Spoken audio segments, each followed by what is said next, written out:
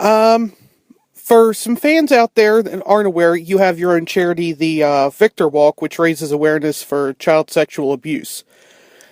How did you decide to create your own charity for that? Well, obviously, I'm a um, survivor victor over child sexual abuse, and there's definitely a need for um, funding when it comes to healing. There's very few places in Canada where survivors can go and get the help that they need. So, we work with a couple different charities that are doing fantastic work around the subject, and really felt that, like I said, there was a need for fundraising around the subject, and so we set up, the VictorWalk.com website, and so people can get involved and rally around this. So you said there was not that many charities. Is that why you decided to start your own rather than just becoming involved with another one? Yeah, I like I said, there's there's a need in Canada for services, and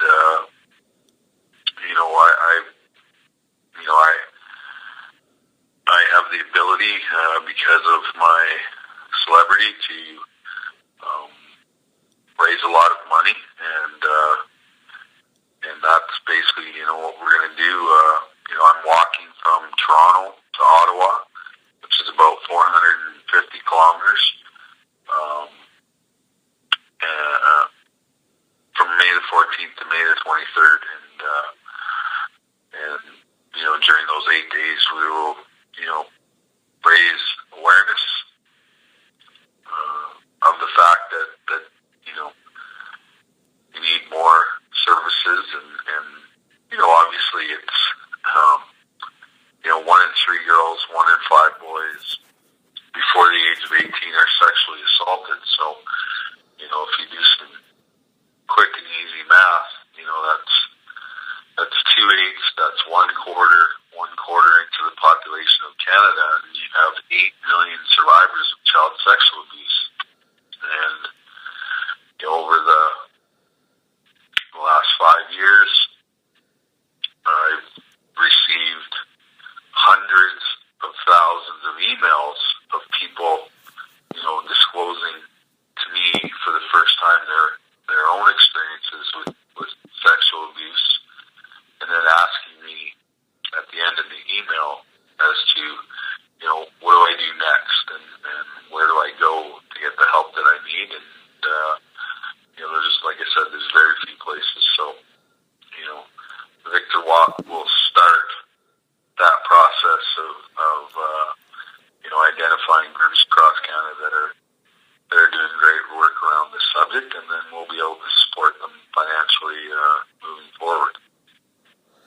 What advice would you give to a child or somebody out there that's going through this, and from your personal experience of how to overcome this?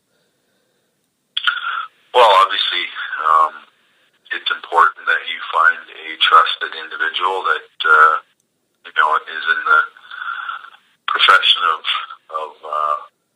psychologist, and find a really good psychologist and sit down with them and start that process. Obviously, you need friends and family that are supportive and who don't judge you, who don't take what you've told them and use it against you. So yeah, my my first thing I would obviously suggest is to find a great therapist and start the process. Now, throughout your career publicly, you battled drug and alcohol abuse. Do you feel that any of that was directly related to the sexual abuse you experienced? Yeah, I think that I also had a rough childhood too. So I had a lot of issues from that, and then you throw the sexual abuse on top of that, and away you go. So thing is that, if, like, I can't go to a doctor and say, doc, I'm in a lot of emotional pain, and can you write me a prescription for that pill for sexual abuse? And he will look at you with a blank stare, and that's why we tend to go to the dark side of life and get involved in drugs and alcohol and all kinds of addictions, so that we can deal with that emotional pain and those emotional scars that are left after we've been abused. And do you think that the drug and alcohol abuse interfered with your playing career? Yeah, for sure it did. Absolutely. It eventually, I was asked to, no longer be a part of the National Hockey League, and I understood why, and so that's why we parted ways, but since then, obviously, I've been reinstated, and I made a small comeback in 2009 with the Calgary Flames, and so as far as I'm concerned, that I retired the way that I wanted to, and everything's back on good terms. And if anybody wanted to get involved with the Victor Walk, how would they go about doing that? Yep. They can go to our website, victorwalk.com. Our Facebook page is The Victor Movement, and on Twitter it is at Victor the Frog is the Twitter handle. So any one of those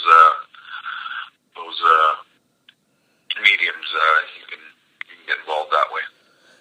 Okay, now I had some questions about your playing career, if that was okay. Sure.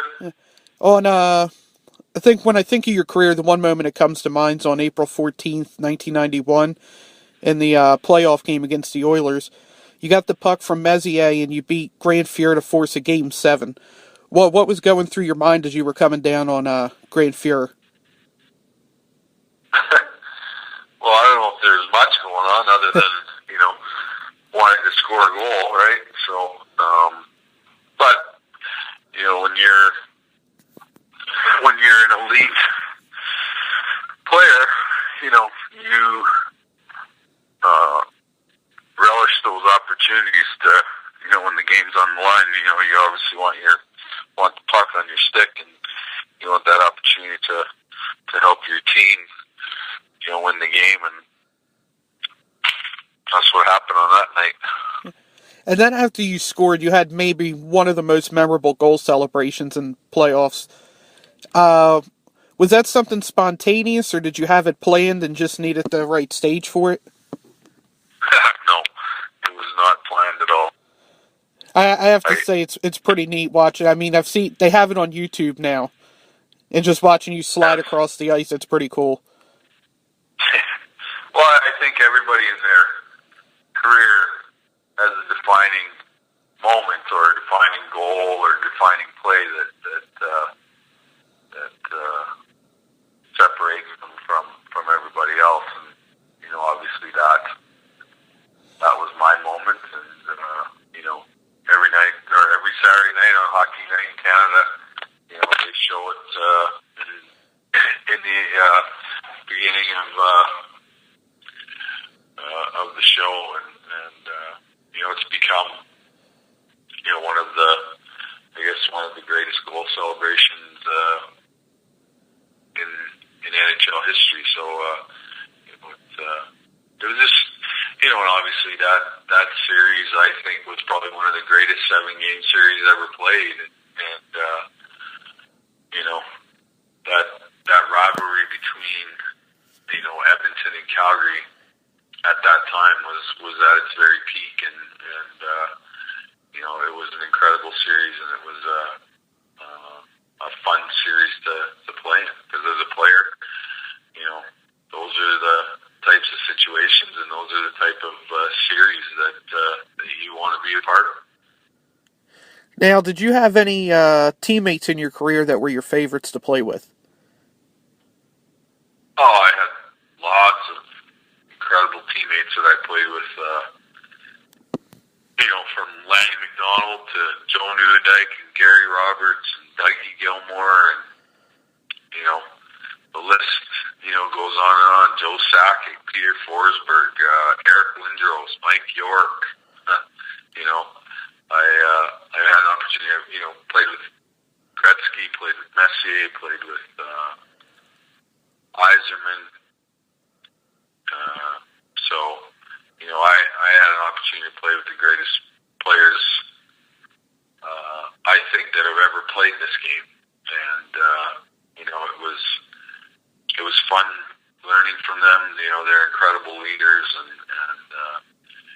the one thing that I guess set them apart from everybody else was how they played under the highest pressure and under the most incredible circumstances.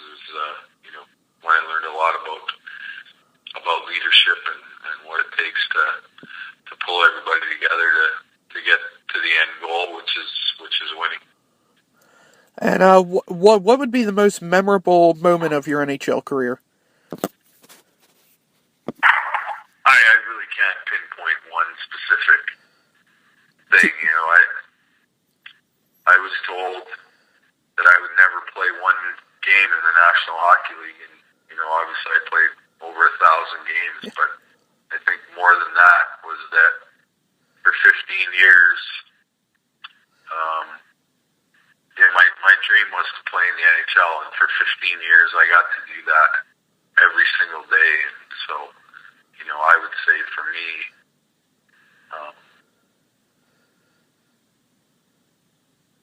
that just doing something that I absolutely love to do for as long as I did it was probably the greatest thing for me. And would there be anything in your career that you would change? No, nothing. And finally, what's the next chapter in Theo Fleury's life? Well, I'm writing another book actually, and I do tons of motivational speaking now, and I'm actually a country music singer. So I've been writing and recording for the last 5 years, and my band is just starting to play venues, and we're having a lot of fun with it. Well, thank you for your time, and this has definitely been inspirational as well as entertaining. I appreciate it. Thanks, man. Thank you.